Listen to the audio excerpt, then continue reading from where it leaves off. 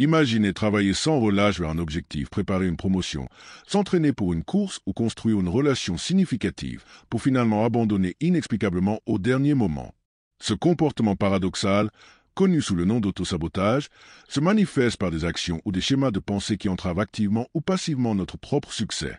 Bien que cela puisse sembler irrationnel, l'autosabotage est rarement dénué de sens.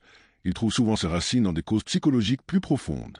Les traumatismes, la peur du succès et des systèmes de croyances non résolus alimentent fréquemment ces comportements, dont beaucoup ont initialement servi de mécanismes de protection dans le passé. En comprenant ces causes sous-jacentes, nous pouvons commencer à démonter les barrières que nous nous imposons inconsciemment. À la base, l'autosabotage n'est pas un comportement aléatoire ou illogique, mais plutôt un mécanisme de survie profondément enraciné. D'un point de vue évolutif, le cerveau humain est câblé pour privilégier la sécurité plutôt que la réussite. L'homéostasie, la tendance du corps à maintenir la stabilité, résiste souvent au changement, même positif, car l'inconnu est perçu comme une menace potentielle. L'amygdale, le centre de la peur dans le cerveau, joue un rôle crucial dans ce processus. Face à la possibilité du succès, l'amygdale peut déclencher une réaction basée sur la peur, interprétant la croissance comme un danger. Cela explique pourquoi les individus pourraient inconsciemment saper leur propre progression. À un niveau primal, rester dans un inconfort familier semble plus que de s'aventurer en territoire inconnu. La dissonance cognitive alimente également l'autosabotage. Lorsque nos actions entrent en conflit avec notre image de nous-mêmes, un inconfort psychologique apparaît. Pour une personne qui a intériorisé une identité ancrée dans la lutte ou le manque de valeur, le succès peut sembler étrange et déstabilisant. Si une personne a passé des années à croire qu'elle ne mérite pas, atteindre un objectif crée une dissonance entre sa réalité et sa perception d'elle-même. Pour résoudre cette tension, elle peut saboter son succès pour revenir à un état de congruence, même si cet état est celui de la souffrance. De nombreux comportements d'autosabotage trouvent leur origine dans un traumatisme, en particulier un traumatisme infantile. Les expériences précoces de négligence, d'abus ou d'instabilité émotionnelle façonnent le sentiment de valeur personnelle. Un enfant qui grandit en se sentant mal aimé ou sans importance peut intérioriser la croyance qu'il ne mérite pas le bonheur ou le succès. Ces récits profondément ancrés se manifestent à l'âge adulte par de l'autosabotage, où les individus rejettent inconsciemment des opportunités parce qu'elles correspondent à la croyance « je ne mérite pas cela ». Le trouble de stress post-traumatique complexe, TSPT complexe, une condition résultant d'un traumatisme prolongé, exacerbe ces schémas. L'impuissance apprise, un état psychologique où des échecs ou des abus répétés conditionnent une personne à croire qu'elle n'a aucun contrôle, peut conduire à l'autosabotage comme une forme de reddition préemptive. Si les efforts passés ont systématiquement conduit à la douleur ou à la déception, l'esprit peut adopter une stratégie d'abandon avant même d'essayer, comme un moyen d'éviter une nouvelle souffrance. Les études de cas sur des individus qui abandonnent répétitivement des projets ou des relations à des moments critiques révèlent souvent des histoires de traumatismes non résolus, où l'autosabotage devient un mécanisme d'adaptation inadapté. Étonnamment, beaucoup de gens craignent le succès autant que l'échec. Le succès apporte de la visibilité, et avec elle, l'inconfort d'être vu et jugé. Pour ceux qui luttent contre une faible estime de soi, l'attention qui accompagne la réussite peut sembler insupportable.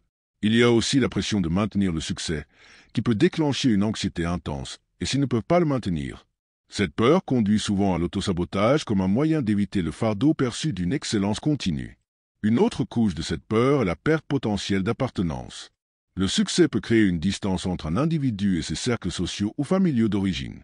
Si quelqu'un grandit dans un environnement où la lutte est la norme, atteindre la stabilité financière, le bonheur ou la reconnaissance peut l'éloigner de ses proches. La peur subconsciente de l'abandon ou du rejet peut le pousser à saboter sa progression pour rester connecté à ses racines.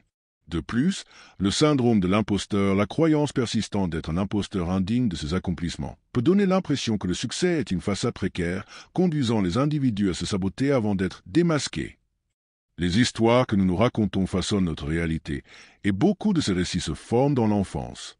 Les croyances fondamentales telles que « je ne suis pas assez bien »,« je gâche toujours tout » ou « le bonheur ne dure pas » deviennent des prophéties autoréalisatrices. Le biais de confirmation fait que nous cherchons inconsciemment des preuves pour étayer ces croyances, en ignorant les succès tout en nous focalisant sur les échecs. Par exemple, une personne qui croit qu'elle est destinée à échouer peut négliger ses réalisations et amplifier ses erreurs, renforçant ainsi sa vision négative d'elle-même. Ces croyances limitantes sont souvent renforcées par les figures parentales, les normes culturelles ou le conditionnement religieux. Un enfant à qui on répète qu'il est paresseux ou incapable peut porter ces étiquettes à l'âge adulte, agissant inconsciemment de manière à les valider. De même, les messages sociétaux sur la valeur, comme associer la productivité à la valeur, peuvent ancrer des récits destructeurs qui alimentent l'autosabotage. La procrastination et le perfectionnisme sont parmi les formes les plus courantes d'autosabotage. La procrastination retarde la progression, créant un faux sentiment de contrôle, tandis que le perfectionnisme établit des normes irréalistes qui garantissent une déception constante. Ces deux comportements protègent les individus de la vulnérabilité d'essayer et d'échouer potentiellement, ou de réussir et de faire face aux conséquences inconnues de ce succès. L'automédication par la consommation de substances, les achats excessifs ou d'autres comportements d'évasion est un autre schéma destructeur.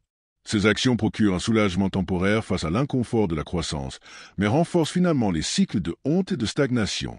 Dans les relations, l'autosabotage peut se manifester par des disputes provoquées, des drames inutiles ou le rejet de partenaires aimants, des comportements souvent enracinés dans une peur de l'intimité ou une croyance que l'amour stable est inaccessible. L'abandon des objectifs est particulièrement insidieux. Beaucoup de gens abandonnent juste avant d'atteindre une étape clé, non pas par manque de capacité, mais parce que franchir la ligne d'arrivée les oblige à affronter leur propre potentiel et les changements qui l'accompagnent. La première étape pour surmonter l'autosabotage est la prise de conscience. Reconnaître ces schémas sans se juger est crucial. La honte ne fait que renforcer le cycle. Une fois conscients, les individus peuvent commencer à retraiter leur traumatisme grâce à des modalités thérapeutiques comme l'EMDR, désensibilisation et retraitement par les mouvements oculaires, qui aident à recadrer les souvenirs traumatiques, ou l'IFS, système familial interne, qui traite les croyances intérieures conflictuelles. La thérapie cognitivo-comportementale, TCC, est également efficace pour remettre en question et restructurer les schémas de pensée négatifs. Réécrire son récit interne est un processus graduel mais transformateur. Les affirmations, la visualisation et les pratiques d'autocompassion aident à remplacer les anciennes croyances limitantes par des croyances positives. Les petites actions cohérentes appelées actions alignées sont essentielles. Chaque petite victoire constitue une preuve que le succès est sûr, démantelant lentement la peur qui alimentait autrefois l'autosabotage. Avec le temps, ces étapes créent de nouvelles voies neuronales, faisant passer l'esprit de l'autodestruction à l'autorenforcement. En comprenant les racines de l'autosabotage et en travaillant activement à les guérir, les individus peuvent briser ces cycles et avancer vers une vie de réussite intentionnelle et d'épanouissement. L'autosabotage n'est pas un défaut de caractère ou un signe d'échec, c'est un symptôme de blessure plus profonde, une stratégie de survie forgée dans la douleur passée. Qu'il soit enraciné dans un traumatisme, une peur du succès ou des croyances limitantes, ces comportements ont autrefois servi un objectif: nous protéger de menaces perçues, qu'il s'agisse de préjudices émotionnels, d'abandon ou du poids écrasant d'attentes non satisfaites.